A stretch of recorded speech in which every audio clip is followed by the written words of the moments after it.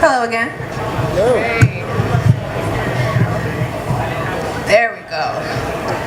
I'm gonna do, I worked it out all on my own. I did.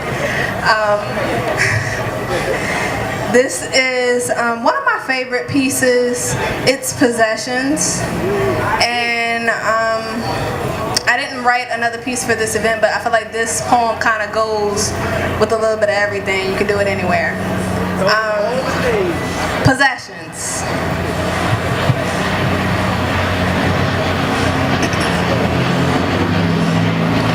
Possessions. As the ocean rises, I rest in his embrace. His grace abounds in the deepest waters, and his sovereign hands has never failed me, so I call upon his name.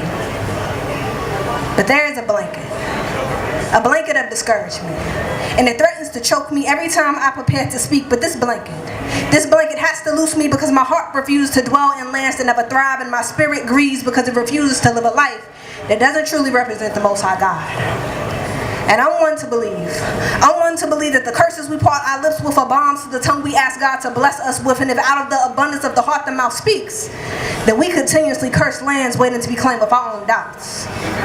So to possess this land, the fruit of this land must first come forth through our hearts and then flowing from our mouths, because the dirt we dwell in today is not tomorrow's promise. One must know who they are. One must know that they are fearfully and wonderfully made, that they are not worthy, but God still calls you for his name's sake. One must know that intimidation is a spirit that must be broken if you ever desire to live in your promised land. We cannot continue to live in a land that only causes us to sleep. It doesn't give the resources to motivate, grow, or give peace. And to whom much is given, much is required. So please tell me how we live in valleys with fears of speaking to mountains. And if it is so that I am called to possess a land that is known for tornadoes, I know all things work together for my good, because I serve a God who delights and calms the wind in my defense. And not for my name's sake, but for the glory of his.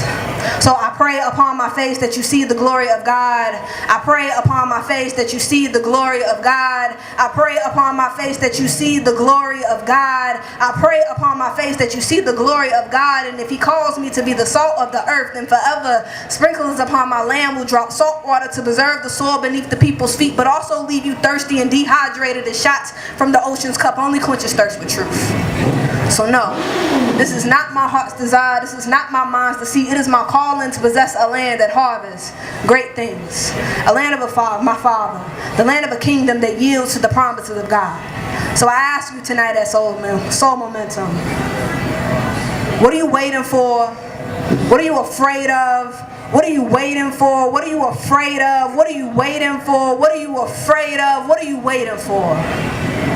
Go claim your land. Peace.